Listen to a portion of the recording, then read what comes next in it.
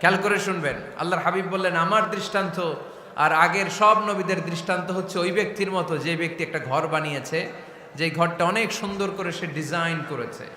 ঘরের ডানে বায়ে উপরে নিচে সামনে পেছনে এত সুন্দর ডিজাইন, নিখুঁত, খুঁত ধরার মতো কোনো জায়গা নাই।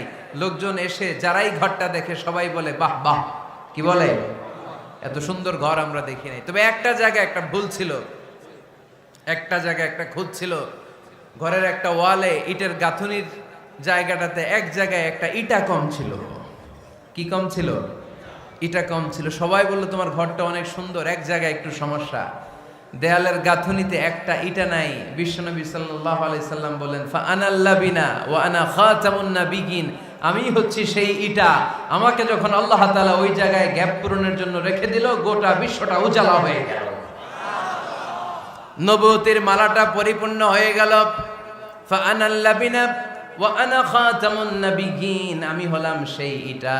আমাকে যখন আল্লাহ তাআলা দুনিয়ায় পাঠালেন, গোটা দুনিয়াটারে আলোকিত করে দিল কে? এরা